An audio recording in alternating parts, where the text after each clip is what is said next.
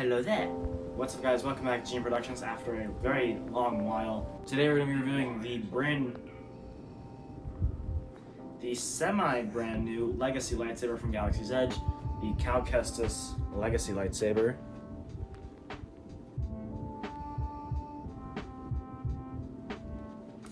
So let's get right into it. Okay guys, so I can't find my bendy tripod, so we're just going to do this handheld. So this is the box, as it comes in, as all Legacy Sabers do. This is the logo for the Fallen Order lightsaber. It seems like we got a grayish Jedi logo with the gold lightsaber blade there. Standard color. They did change up the color for May the 4th. Instead of a regular gray box with the color blade of the button, they changed it to the color blade of the button and the white and black box for May the 4th. Those were for the limited edition Asajj Ventress Refocused lightsaber and the Luminar Unduli lightsaber. But going ahead into the saber, we're going to press the button, open the box, and we're presented with our saber. So here it is, all laid out in its display. Go from the pommel to the emitter. So we got that nice rubber grip with the thin choke emitter section there, and the shroud covering the portion where the blade goes in right there, and then we have this nice finish here that just continues the shroud towards the top. Okay, like I said, bendy tripod is missing, so I'm going to try and do this remotely. I have my worst tripod, so we're going to look at this saber real quick. So without trying to move the camera, we're going to take this out. And first, before we take a look at the saber, I'm going to take out what is underneath the display, which is a second pommel, actually. If I can get it out. There we go. Take that out.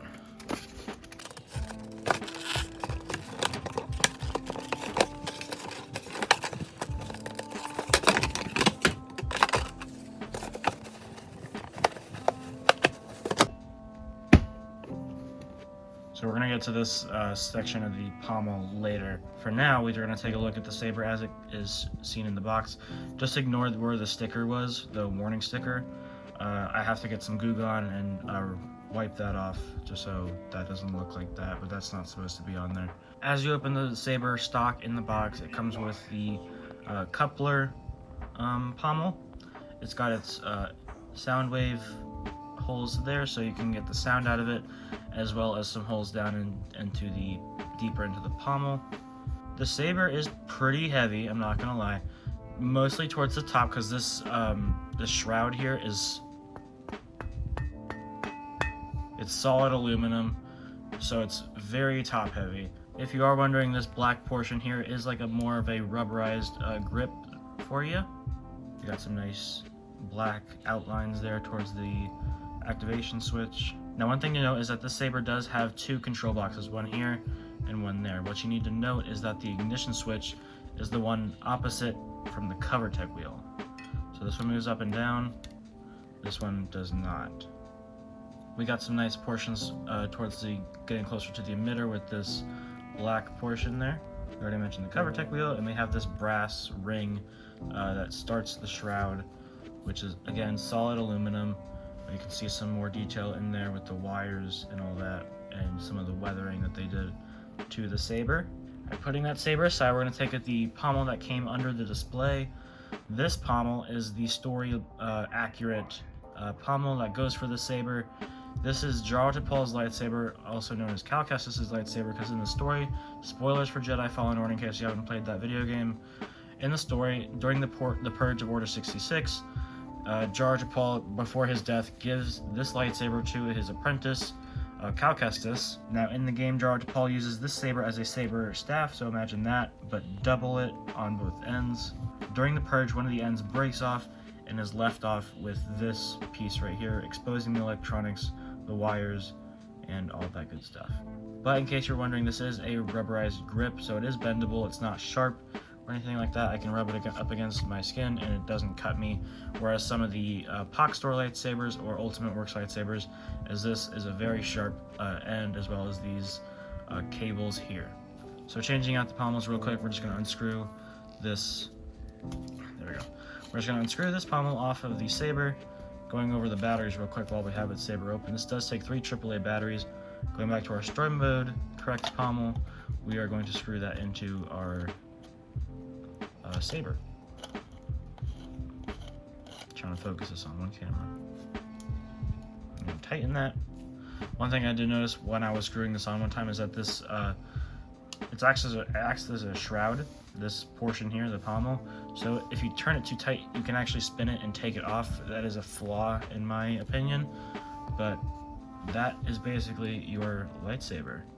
So you start from the emitter with the shroud. Very, very beautiful look.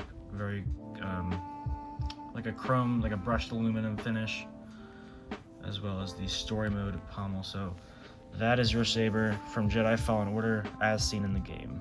Now that we've gone over the saber, both pommels, and what the battery pack takes, as well as the cover tech clip, just looking at that there, what we're now going to go over is the blade.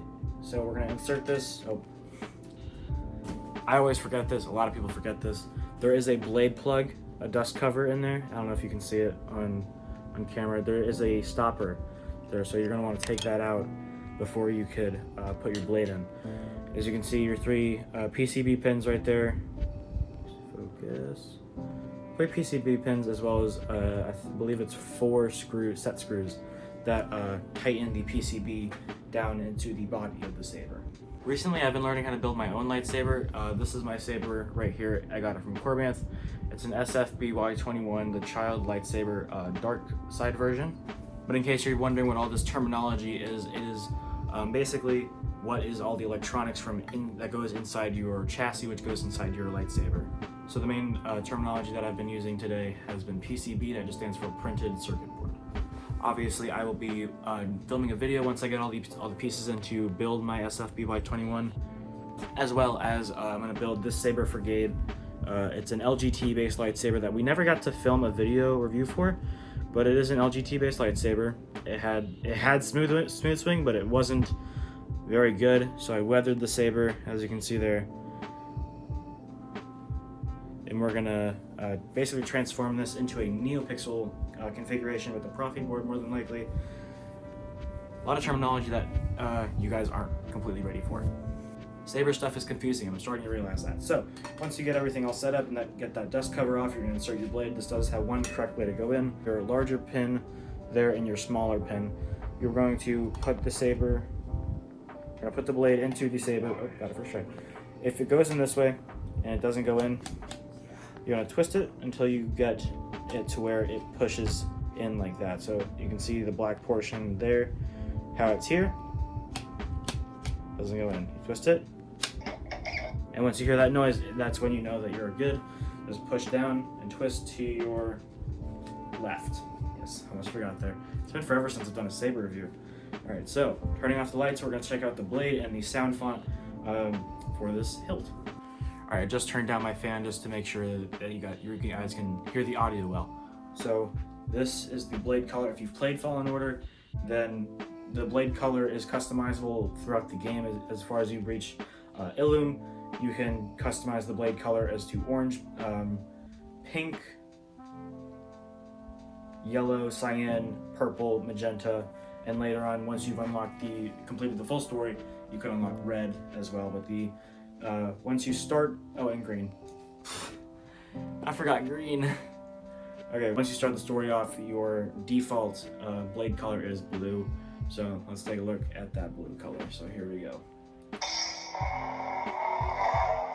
Alrighty. So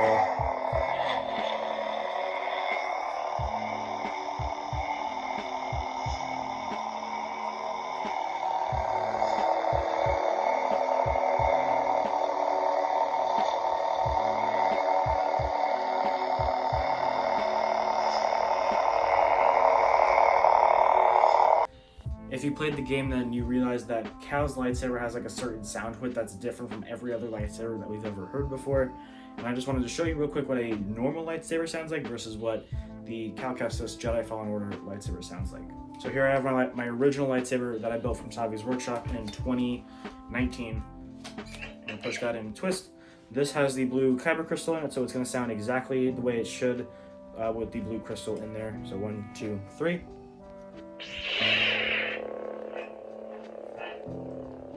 Alright. Going back to the sound, I'm going to play it side by side for you guys. Well, not side by side, but one at a time, just to show you here, let you hear the difference.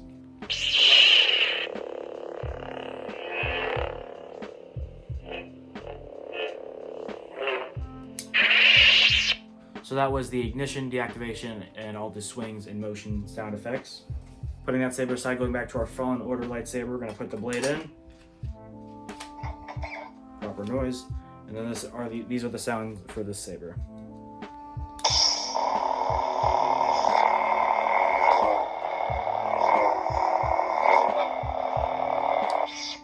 That was the activation, deignition, and all the motion swings for the Fallen Order lightsaber. So playing them side by side, I'm going to start with the Savi saber and then go back to our Fallen Order lightsaber.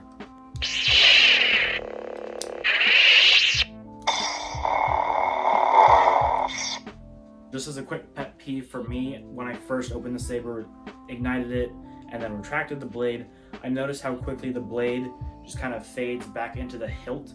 The Savi saber, actually, you can see it fade from the top going back down to the bottom of the hilt, whereas this saber, it kind of just very, very quickly deignites, which I'll show you real quick. So I have the saber on.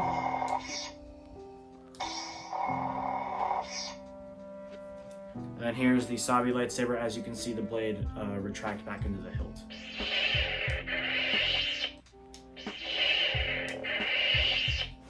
Savi lightsaber. Fallen Order lightsaber. Okay, so pretty much the last thing I haven't shown you guys yet in this video is what the saber looks like on a belt. So unlike most lightsabers where the cover tech wheel or D-ring is towards the bottom of the saber, as you can see, focus right there. This saber is, the cover tech wheel is more towards the emitter, right there. So when you put your saber on your belt, the emitter is actually going to be pointing up, which is going to be in most cases in any lightsaber staff or double-bladed lightsaber where the cover tech wheel or D-ring is towards the emitter. That way you don't have the bottom of the saber there and then the continual saber down at the bottom. That way it doesn't just go like that and you actually have room to move your arm. So we're going to clip this onto my belt, just like that. Like I said, this saber is pretty heavy, so just like that. And it's, yeah, that's where my waist is, and that's pretty much where it falls. Alright, so we're going to take a quick look at that backed up.